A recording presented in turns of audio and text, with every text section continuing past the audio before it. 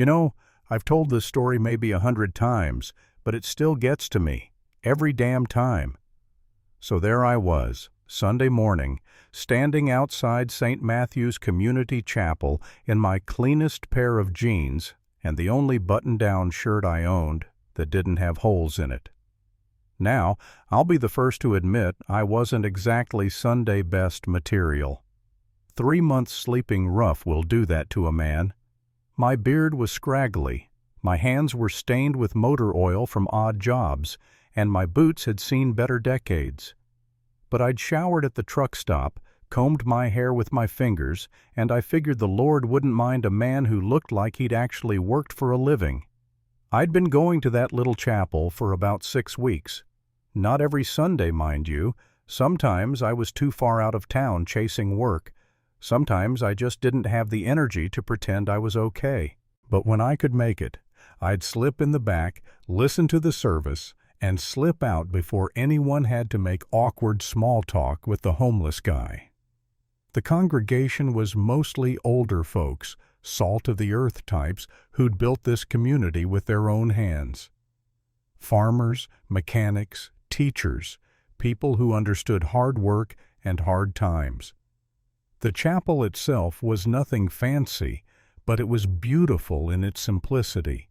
Wooden pews that had been sanded smooth by decades of faithful bottoms, stained glass windows that caught the morning light just right, and an altar carved from a single piece of oak. The whole place had this warm, lived-in feeling that made you think maybe, just maybe, there was still some goodness left in the world. Pastor Williams had been there for maybe 8 months, brought in from some big city church to revitalize the congregation. He was one of those guys who looked like he'd been pressed from a mold, perfect hair, perfect teeth, perfect suit that probably cost more than I'd made in the last 3 months. He had this way of speaking that made every word sound like it was dripping with holy significance, if you know what I mean. The kind of preacher who could make ordering coffee sound like a sermon, so there I was, standing at the bottom of the chapel steps, working up the courage to walk inside.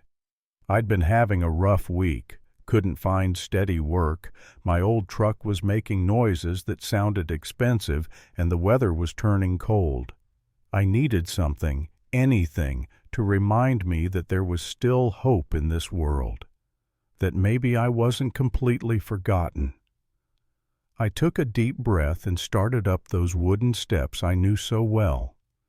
Each board creaked under my weight, a familiar sound that usually brought me comfort. But as I reached for the heavy oak door, it swung open before I could touch it. Pastor Williams stood there in his pristine white robes, looking down at me like I was something that had crawled out of a drain. His nose actually wrinkled, I swear to God, like I smelled bad enough to offend his delicate sensibilities. Now, I'll grant you I wasn't wearing cologne, but I'd cleaned up as best I could. "Excuse me," he said, his voice carrying that particular tone that people use when they're trying to sound polite but really mean, "Get lost." "I'm afraid this is a private service." I blinked, not sure I'd heard right. "Sir?" "This is a house of worship," he continued, stepping slightly into the doorway to block my path. "We have standards of dress and presentation that we maintain for our congregation." Behind him, I could see the familiar faces of people I'd been quietly worshiping alongside for weeks. Mrs. Henderson, who ran the general store. Bob Martinez, who owned the auto repair shop where I'd picked up some work. Sarah Chen, the elementary school teacher. They were all looking our way now, whispers starting to ripple through the pews. "I've been coming here for weeks," I said, trying to keep my voice steady. "I always sit in the back. I don't bother anyone." Pastor Williams' eyebrows went up like I'd just told him I was planning to sacrifice a goat on the altar. "Sir, I'm sure you mean well, but this is a respectable house of God. We simply cannot have individuals of your circumstances, disrupting our worship. The words hit me like a physical blow. I'd been called a lot of things over the years, some of them even true, but having a man of the cloth basically tell me I was too dirty to worship God, that was a new one. "I'm not looking to disrupt anything," I said, hating how my voice sounded smaller now. "I just want to attend service." "Perhaps you'd be more comfortable at the mission downtown," he said, his smile as fake as a $3 bill. "They have programs specifically designed for people in your situation." By now, the entire congregation was watching. I could feel their eyes on me, see some of them nodding along with their new pastor. Others looked uncomfortable, but nobody was speaking up. The silence stretched out like a held breath. "Look," I said, trying one more time, "I've got every right to worship here. This is supposed to be God's house." Pastor Williams' expression hardened. "Sir, this is private property, and I'm asking you to leave. If you refuse, I'll have no choice but to call the authorities." The authorities? Like I was some kind of criminal for wanting to sit in a pew and listen to a sermon. I stood there for what felt like an hour, but was probably only 10 seconds, feeling the weight of all those stares. Some pitying, some disgusted, some just curious like I was some kind of roadside attraction. "Fine," I said finally. "I'll go."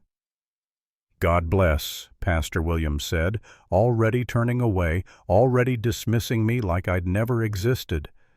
I walked down those steps with as much dignity as I could muster, which wasn't much. Behind me, I heard the heavy door close with a solid thunk that felt awfully final.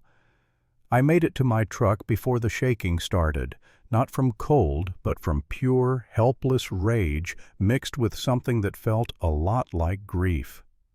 I sat there in the cab of my old Ford, watching through the windshield as the service continued without me. Through those stained glass windows, I could see the warm glow of the lights inside, hear the muffled sound of singing. I'd been on the outside looking in before, but this felt different. This felt personal. See, here's what Pastor Williams and his perfect congregation didn't know about me. My name is Frank Morrison, and 32 years ago I came back from Vietnam with a Purple Heart, a Bronze Star, and a case of what they didn't call PTSD back then. They just called it adjustment problems. I did my best to adjust. Got married to my high school sweetheart, Linda, had 2 beautiful kids, worked construction for 25 years, saved up enough to buy a little house with a white picket fence and everything. Then Linda got sick. Cancer. The medical bills ate through our savings like acid. I mortgaged the house, sold my tools, sold everything that wasn't nailed down. Spent 2 years watching the woman I loved waste away while the insurance company found new and creative ways to deny coverage. She died on a Tuesday in March, and I buried her on a Friday. The funeral cost what was left of our kids' college funds. After that, things went downhill fast. Couldn't focus on work. Kept seeing Linda in empty rooms, hearing her voice when the wind blew just right. The kids moved away, started families of their own. Can't say I blame them. Who wants to hang around watching their old man fall apart piece by piece? The house went into foreclosure, my tools got repossessed, and I found myself sleeping in my truck more often than not. But none of that was what really got to me as I sat there outside St. Matthew's. What got to me was the memory of another time I'd walked up those very same steps. It was 1978. I was 32 years old, fresh out of the Army, married for 6 months, and full of plans. The little community of Cedar Falls had been talking for years about building a proper chapel. They'd been holding services in the elementary school gymnasium, but it wasn't the same. A community needs a church, needs a place where people can come together and remember that there's something bigger than their day-to-day struggles. The problem was money, or more specifically, the lack of it. Cedar Falls wasn't exactly what you'd call prosperous. Most folks were farmers or worked at the grain elevator. They had big hearts and strong backs, but raising the kind of money needed for a real church building was beyond them. That's where I came in. I'd learned construction in the Army, Corps of Engineers, building bridges and bunkers, and whatever else needed building in the jungle. When I came home, I started Morrison Construction with my discharge pay and a loan from Linda's father.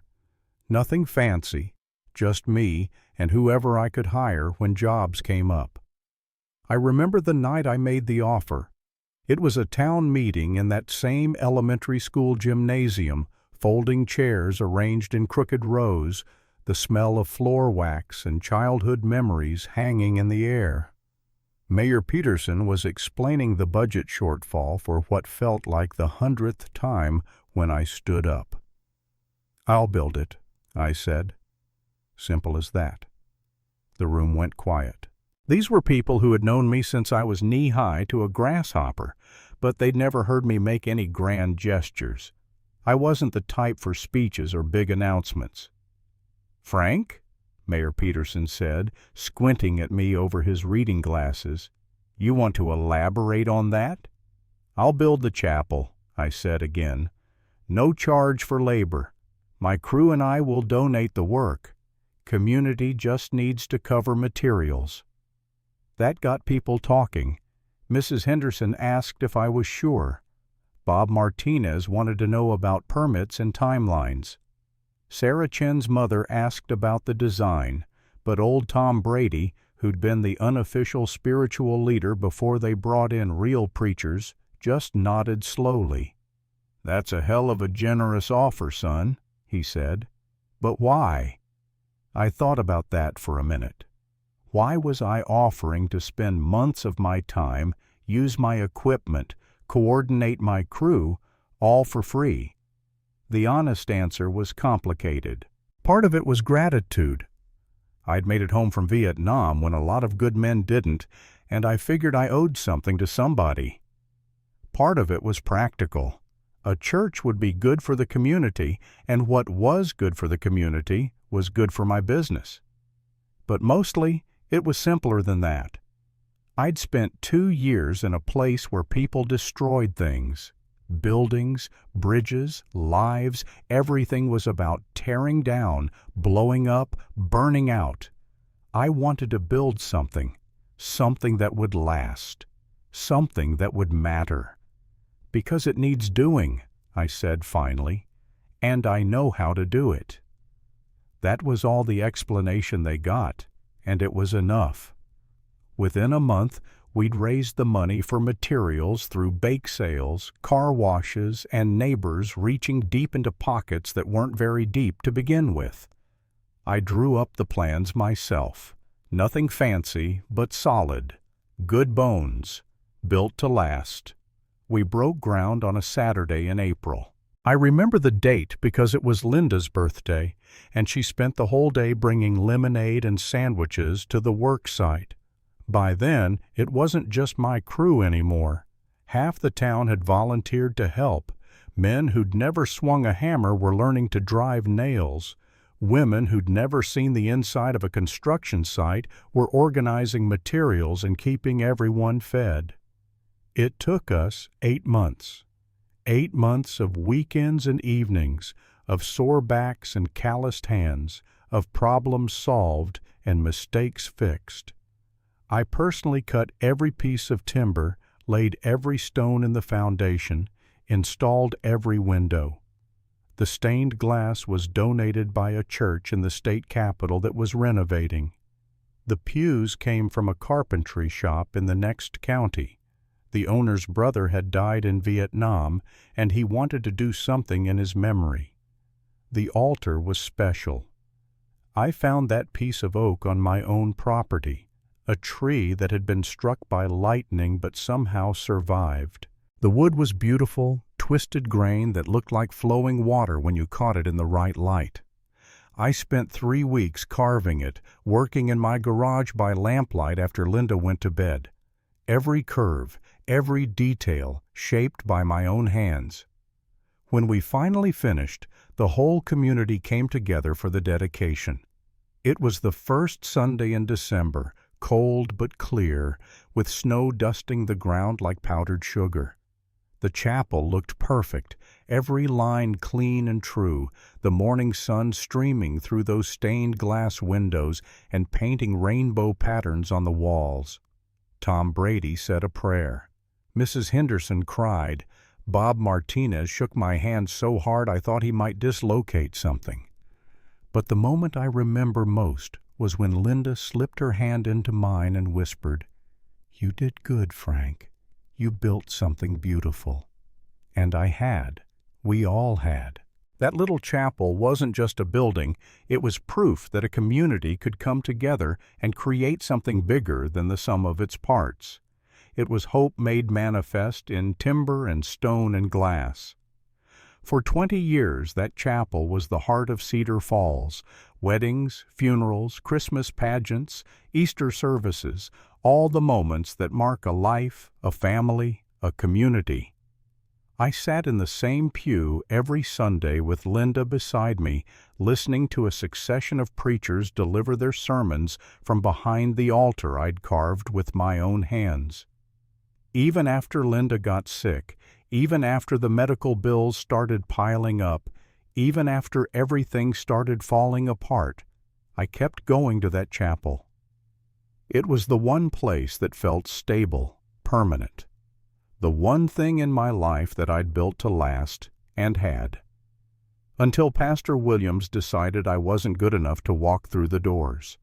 So there I sat in my truck, watching the place I'd built with my own hands continue without me. The irony wasn't lost on me. The man who'd put every nail in those walls, every shingle on that roof, every piece of glass in those windows, wasn't clean enough to worship inside. I started the engine and drove away, but I couldn't shake the feeling. It wasn't just hurt pride, though there was plenty of that. It was something deeper, like watching someone else wear your father's wedding ring, like seeing a stranger move into the house you grew up in and change everything that made it home. I spent the rest of that Sunday driving aimlessly through the county, past farms where I'd done work, past the lake where Linda and I used to go fishing, past the cemetery where she was buried under a simple granite stone that said, "Beloved Wife and Mother." I didn't stop at the grave. I'd stopped going there regular after the first year.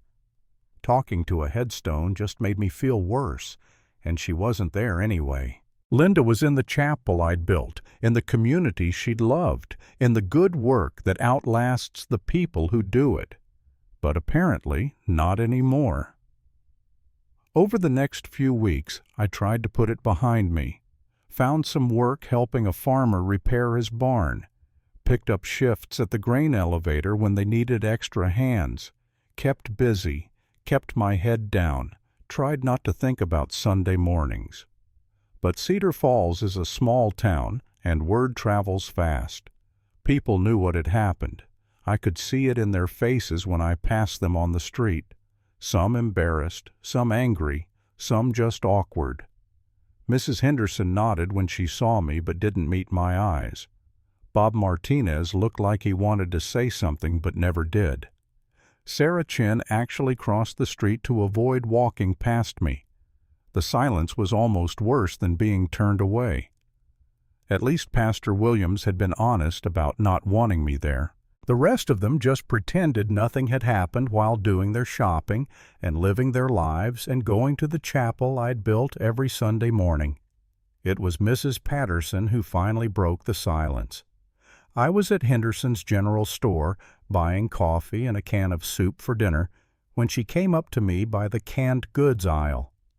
Eleanor Patterson was 86 years old, stood about 5 feet tall, and had been the town librarian for 47 years before she retired.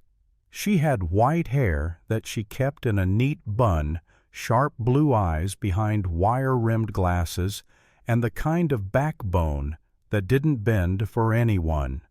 "Frank Morrison," she said, her voice carrying the authority of someone who'd spent decades shushing teenagers and organizing book drives. "Mrs. Patterson," I said, nodding politely, "I hear you've been having some trouble with our new pastor." I shifted uncomfortably. "It's nothing I can't handle." She studied me over her glasses like I was a book she was thinking about checking out. "You know, I've been the unofficial historian for this town for longer than most people have been alive. I remember when that chapel got built." My throat tightened. That was a long time ago. Not so long that people should forget. Her voice was crisp, matter of fact.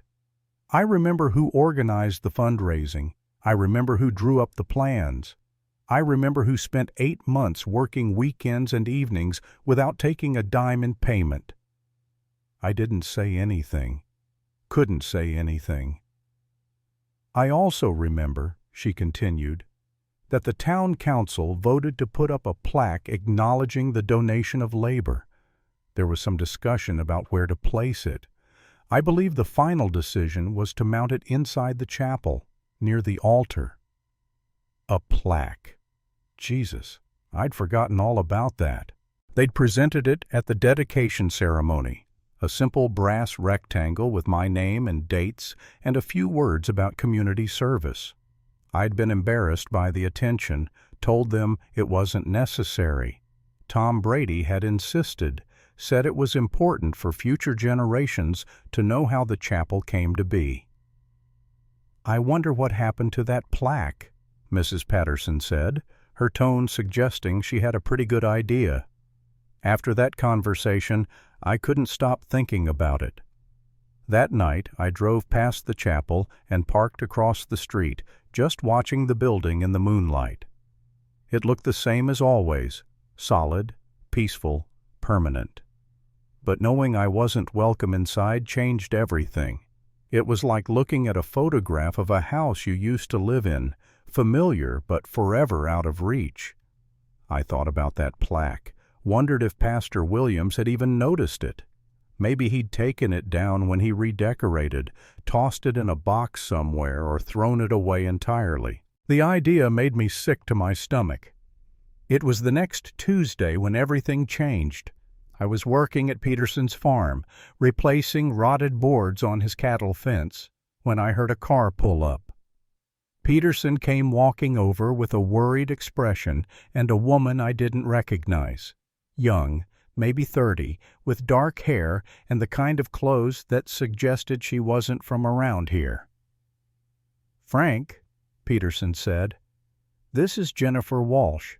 She's a reporter from the state capitol. She'd like to ask you some questions." My first instinct was to tell her to go to hell. I'd had enough of people poking into my business. But something about her manner, professional but not pushy, made me pause. "What kind of questions?" I asked, not stopping my work on the fence. "I'm doing a story about rural community development," she said.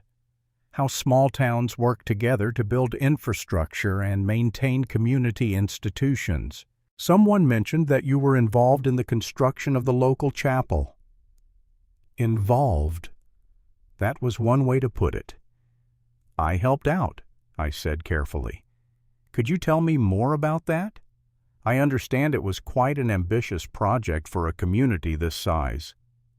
For the next 20 minutes, she asked questions about the construction process, the volunteer coordination, the fundraising. Smart questions that showed she understood building projects.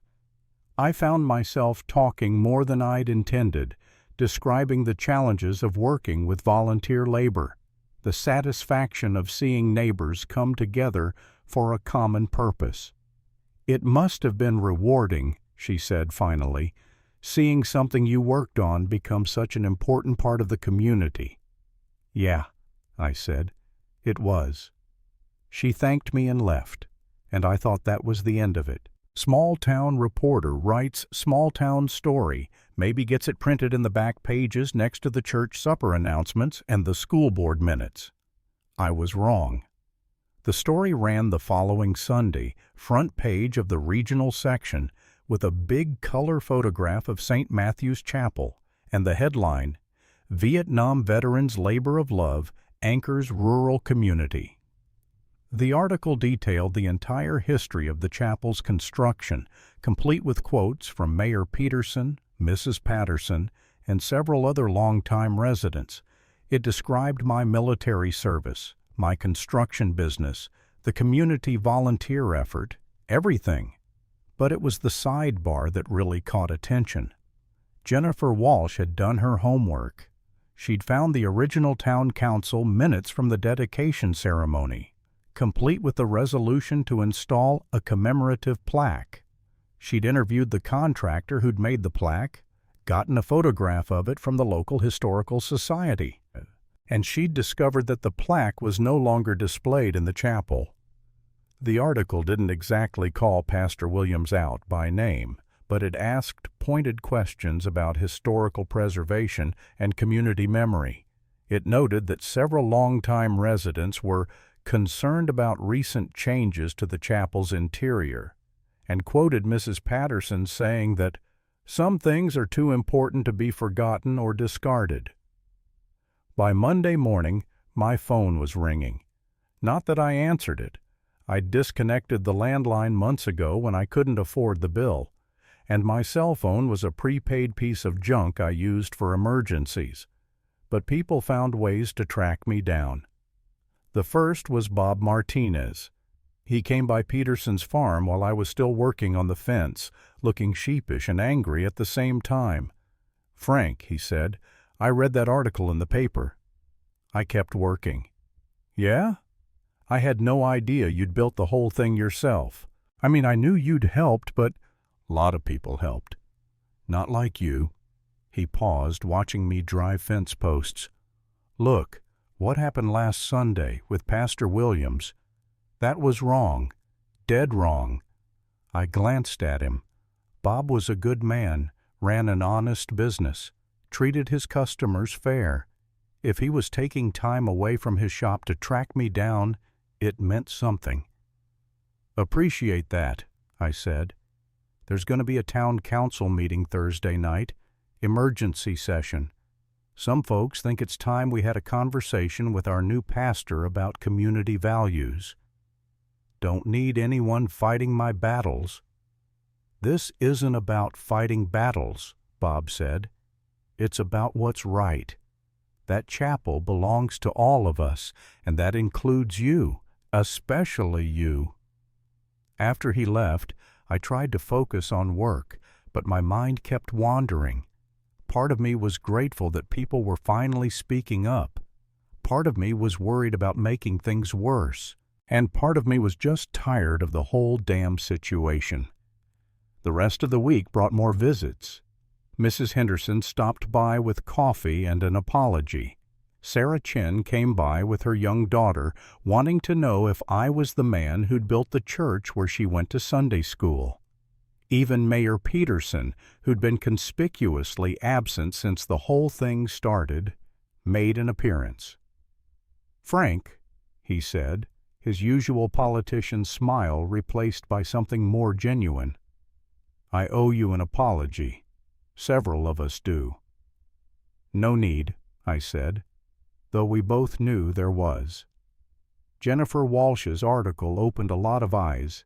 People had forgotten, or maybe they just never really understood, what you contributed to this community. That's going to change. I didn't build that chapel for recognition. I know. That's exactly why you deserve it. Thursday night came, and I'll admit I was curious about the town council meeting. Not curious enough to attend. I'd had enough of being the center of attention. But curious. I drove past the elementary school around 8 o'clock and saw the parking lot was fuller than it had been in years.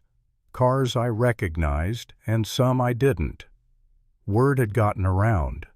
I went home to my little trailer on the outskirts of town. Not much, but it was warm and dry and affordable, and tried to watch television, but I couldn't concentrate.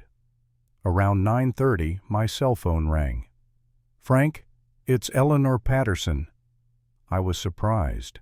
Mrs. Patterson had never called me before, and I had no idea how she'd gotten my number.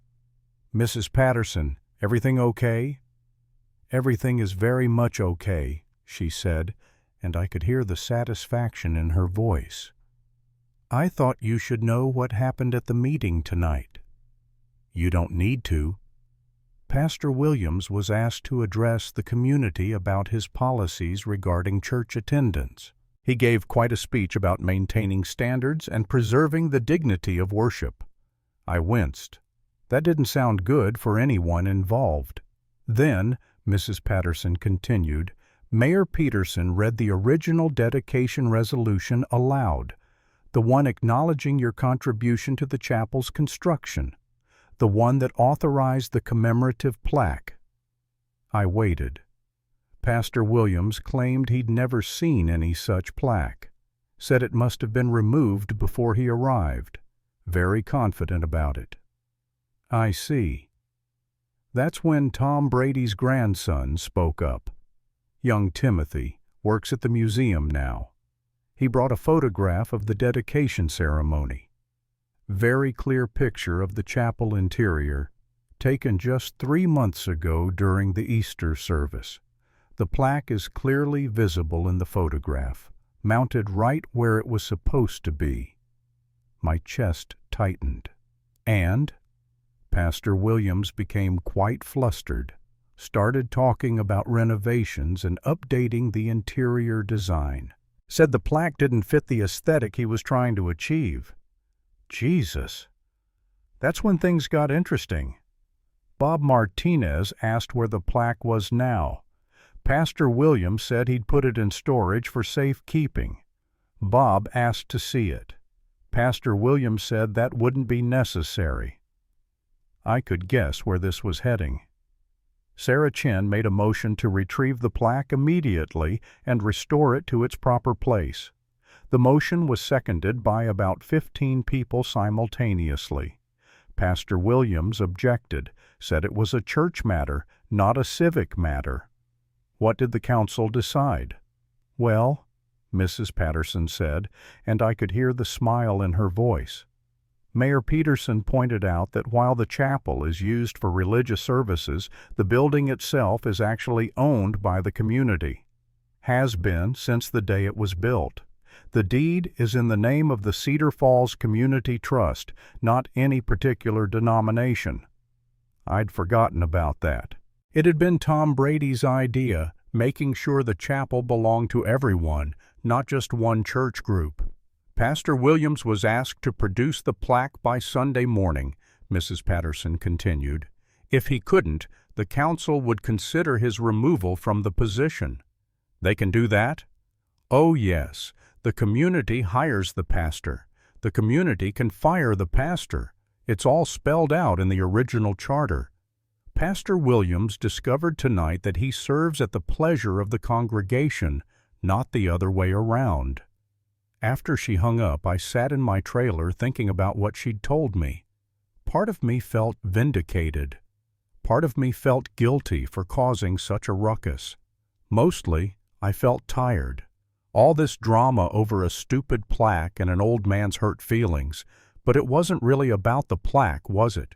It was about belonging, about respect, about whether a community stands by its values when those values are tested. Friday came and went. Saturday, too. I went to work, kept my head down, tried not to think about what would happen Sunday morning. But as the weekend progressed, I found myself driving past the chapel more often. Just checking, I told myself. Just curious. Sunday morning arrived gray and cold, with the kind of drizzle that makes everything look washed out and tired.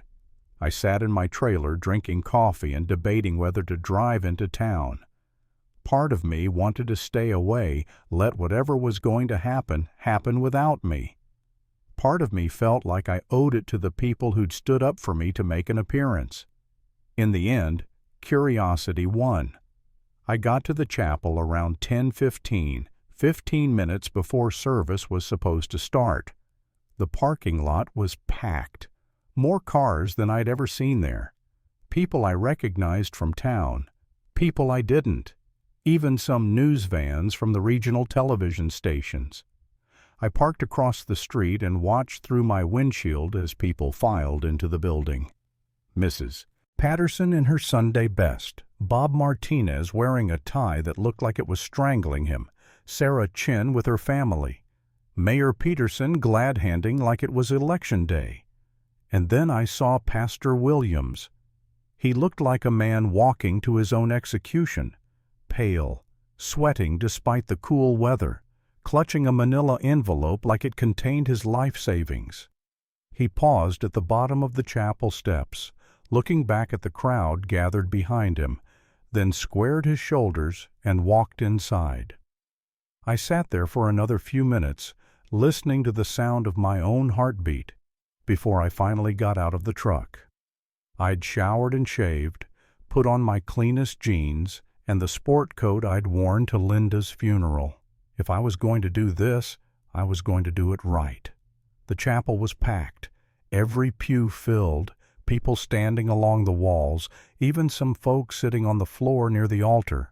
I'd never seen anything like it. As I walked through the door, conversations stopped. Heads turned. People made space for me to pass. Mrs. Patterson caught my eye and nodded toward the front. Someone had saved me a seat in the second pew, right behind the Martinez family. I walked down the center aisle, feeling like I was in a dream, aware of every eye in the place tracking my movement. Pastor Williams was already at the pulpit, his usual confidence replaced by something that looked a lot like fear. He cleared his throat and began to speak. "My friends," he said, his voice not quite steady, "before we begin our worship service today, I have an announcement to make." The silence in the chapel was absolute. Even the children had stopped fidgeting. Over the past week, it has come to my attention that there was a commemorative plaque that had been displayed in our chapel, acknowledging the contribution of a community member to the construction of this building. I had this plaque removed when I arrived, believing it was inappropriate for the worship space. A murmur ran through the congregation. Pastor Williams held up his hand. "I was wrong," he said, and the words seemed to cost him something. After reflection and prayer, I realized that I made an error in judgment. This chapel was built by and for this community, and it is not my place to erase that history. He reached into the manila envelope and pulled out a brass plaque. Even from where I sat, I could see my name engraved on its surface. "I would like to restore this plaque to its proper place," he continued, "and I would like to personally apologize to Mr. Frank Morrison for my behavior last Sunday. Mr. Morrison, if you're here today, would you please stand?" Every head in the place turned toward me. I felt Bob Martinez's hand on my shoulder, felt Mrs. Patterson's encouraging nod from across the aisle. Slowly, on legs that felt like they belonged to someone else, I stood up. Pastor Williams looked directly at me, his face flushed with embarrassment, but his eyes steady. "Mr. Morrison, I was wrong to turn you away from this house of worship. I was wrong to judge you by your appearance rather than your character. And I was wrong to remove a plaque honoring your service to this community. I ask for your forgiveness, and I ask for the forgiveness of this congregation for my poor judgment."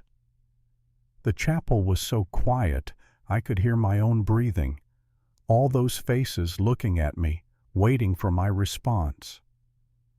I thought about the past week, the hurt and anger and confusion. I thought about Linda, about what she would have said about forgiveness and second chances. "Apology accepted," I said, my voice carrying further than I'd expected in the silence. "We all make mistakes." Pastor Williams nodded, relief visible on his face. "Thank you. Now, with the congregation's permission, I'd like to restore this plaque to its proper place before we continue with our service. What happened next, I'll remember for the rest of my life. Bob Martinez stood up, then Sarah Chen, then Mrs. Henderson. One by one, the entire congregation rose to their feet and began to applaud. Not polite church applause, but real appreciation, the kind of ovation that comes from the heart. I stood there in the middle of it, overwhelmed and embarrassed and grateful all at once. Through the noise, I heard someone call out, "Thank you, Frank," and then others picked it up. "Thank you." "God bless you." "We're sorry." Pastor Williams walked down from the pulpit carrying the plaque, but he stopped at the altar I'd carved 32 years ago. He ran his hand along the smooth wood, tracing the grain patterns I knew better than my own reflection. "You made this too, didn't you?" he asked, his voice carrying in the sudden quiet. "Yes," I said. He nodded slowly, understanding something that hadn't been clear to him before. "You didn't just help build this chapel. You created it. Every piece of it. The whole community created it," I corrected. "I just had the tools." Pastor Williams smiled, the first genuine smile I'd seen from him. "Would you help me put this plaque back where it belongs?" So there I was, walking up to the altar I'd carved as a young man, carrying a plaque that honored work I'd done for love, not recognition.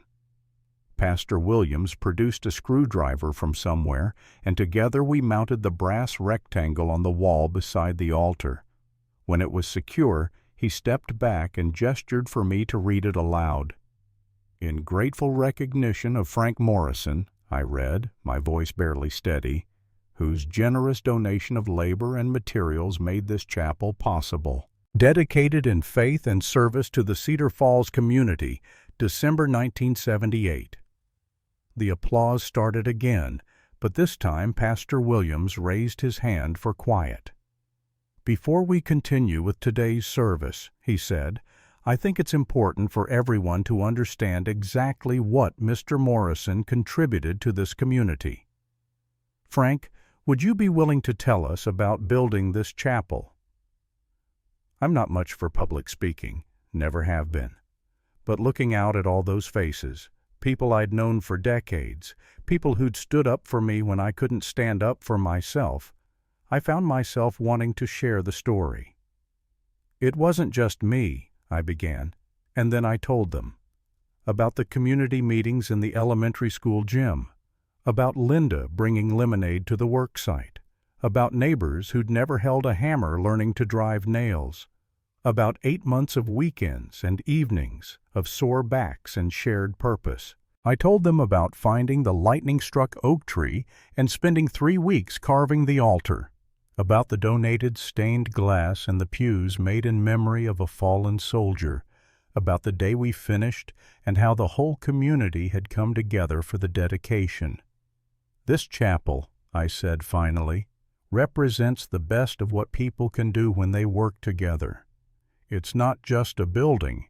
It's proof that a community can create something bigger than any individual could make alone." When I finished, the silence was different than before. Respectful, thoughtful. Pastor Williams nodded slowly. "Thank you, Frank. I think I understand now why this place is so special to people." He paused, looking around at the congregation. "I also think I understand why my behavior last Sunday was so hurtful. I wasn't just turning away a person. I was turning away the man who made this gathering possible." He took a deep breath and continued. "I came here from a large urban church, and I brought with me certain assumptions about how worship should be conducted. I thought I was protecting the dignity of this place, but I was actually betraying its purpose. A house of worship built by the community belongs to the community, all of it." Sarah Chen raised her hand.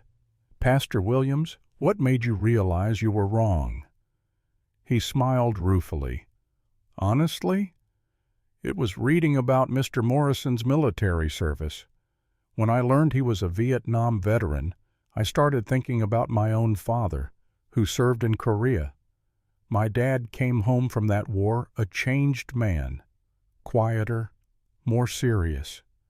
He never talked about what he'd experienced, but I could see it in his eyes sometimes. Pastor Williams paused, collecting his thoughts. My father worked construction for 40 years after the war.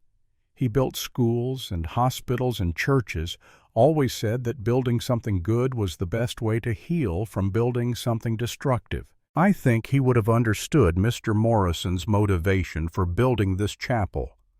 He looked directly at me.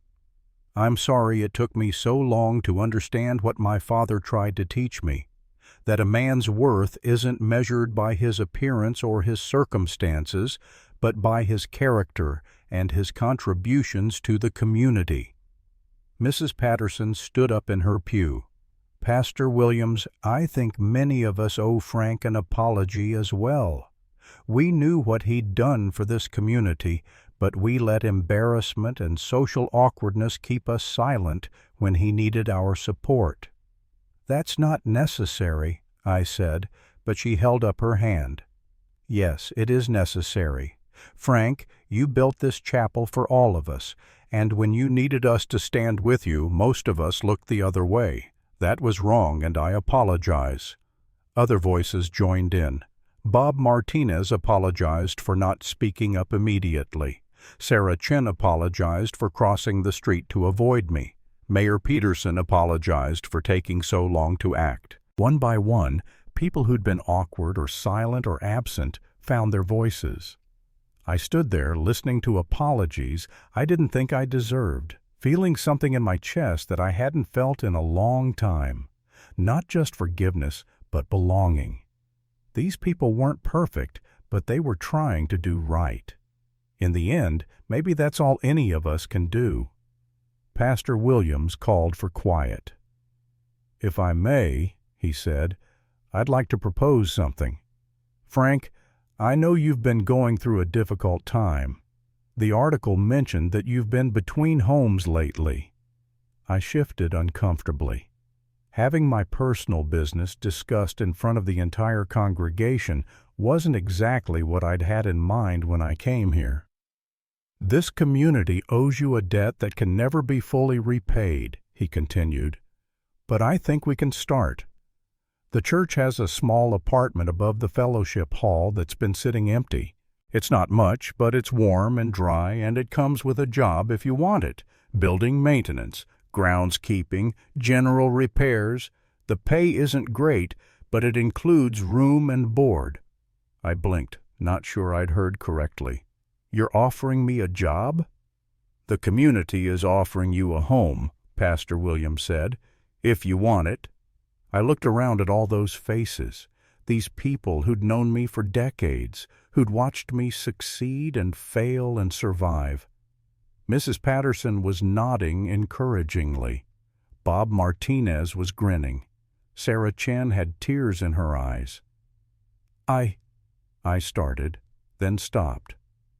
For 32 years, I'd belonged to this community.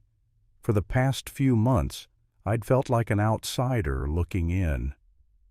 Now they were offering to bring me home. Yes, I said. Thank you. Yes. The applause this time was different, not just appreciation, but celebration. People were hugging each other, shaking hands, wiping away tears. Pastor Williams came down from the pulpit and extended his hand. Welcome home, Frank, he said. We shook hands there in front of the altar I'd carved, under the light streaming through the stained glass windows I'd installed, surrounded by the community I'd helped build. It felt like coming full circle, like finding something I hadn't even realized I'd lost. The service that followed was unlike any I'd ever attended. Pastor Williams preached about community and forgiveness and second chances. The congregation sang with more enthusiasm than I'd heard in years. When it came time for the closing prayer, people spontaneously joined hands across the aisles, connecting the entire chapel in a chain of solidarity. After the service, people lingered longer than usual. Mrs. Patterson showed me historical photographs of the chapel's construction that she'd brought from the library. Bob Martinez offered to help me move my things from the trailer. Sarah Chin introduced me to her daughter as the man who built our church, and the little girl asked if I could show her how to use a hammer. Pastor Williams pulled me aside as the crowd began to thin out. "Frank, I want you to know that job offer wasn't charity. This building is 32 years old, and it needs someone who understands how it was built to maintain it properly. You're the logical choice." "I appreciate that," I said. "There's something else," he said. "I've been thinking about starting a community service program here, organizing volunteers to help with home repairs for elderly residents, building wheelchair ramps, that sort of thing. Would you be interested in coordinating something like that?" I thought about it, using my skills to help neighbors who needed it, teaching young people how to build and fix things, creating something positive out of hard work and good intentions. It sounded like exactly what I needed. "Yeah," I said, "I'd like that."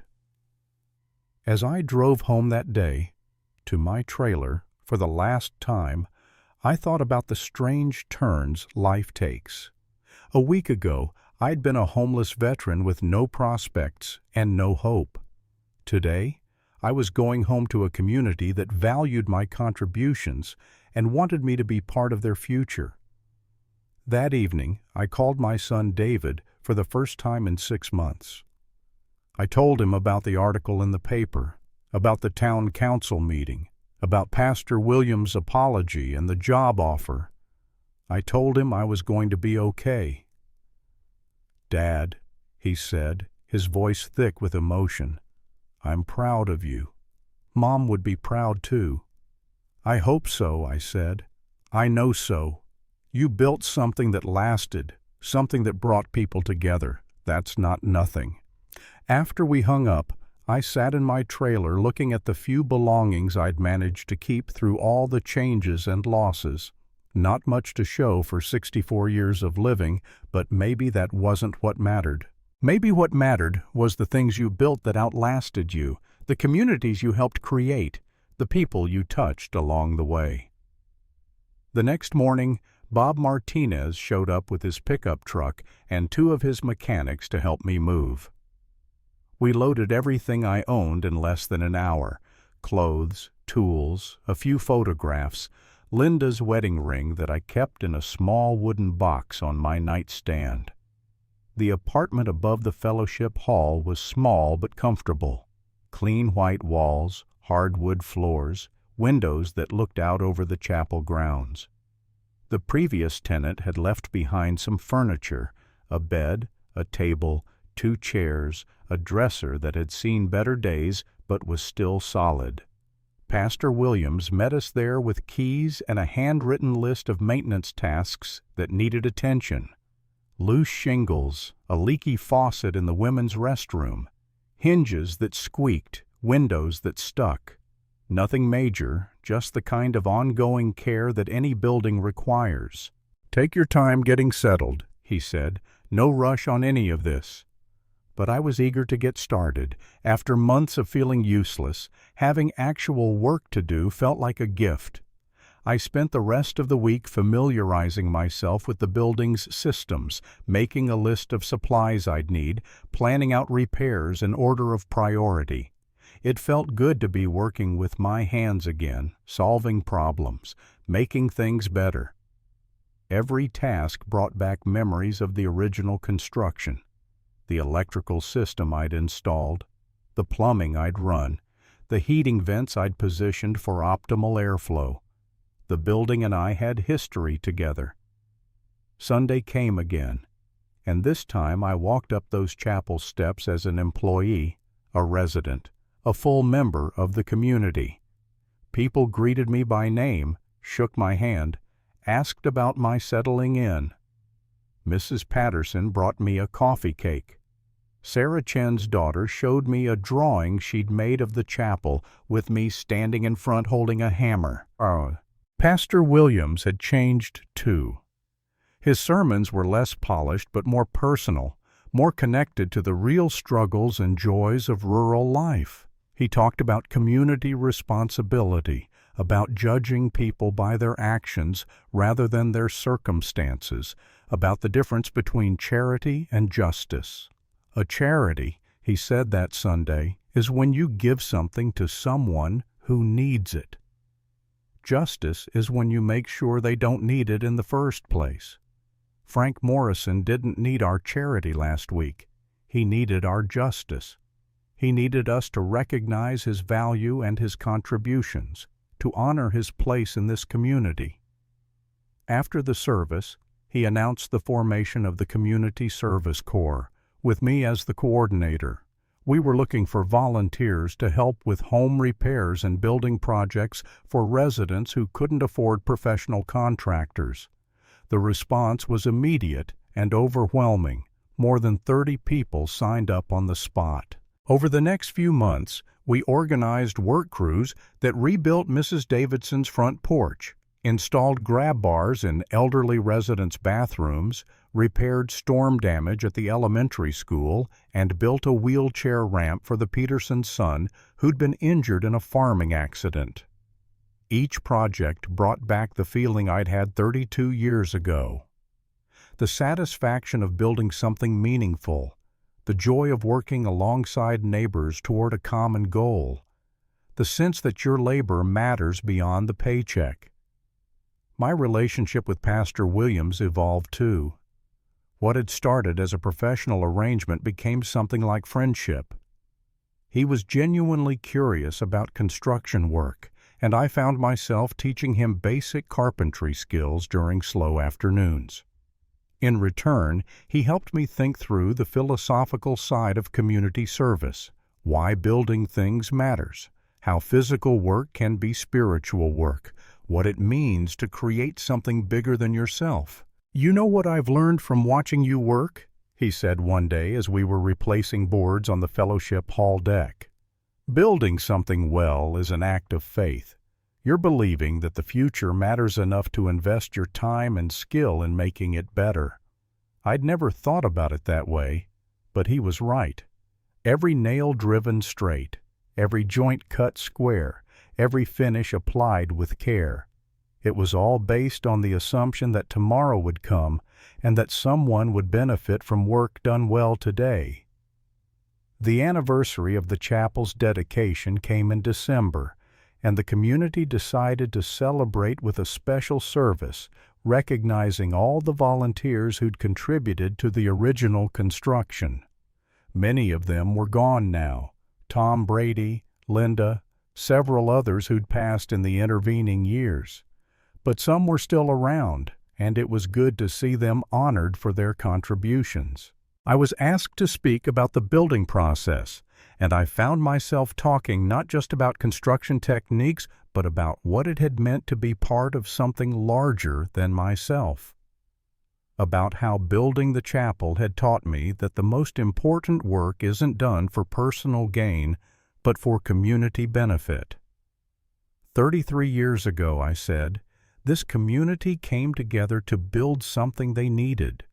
Today, that something continues to serve as a gathering place, a source of comfort, a symbol of what people can accomplish when they work together. The building has lasted because it was built with care, but more importantly, it has mattered because it was built with love. After the service, people lingered as they always did now, talking and laughing and planning future projects. Children played in the fellowship hall while adults discussed the Community Service Corps' next initiative, a tool library where people could borrow equipment for home repairs instead of having to buy tools they might only use once. I stood at the back of the chapel, watching the community I'd helped build continue to grow and evolve.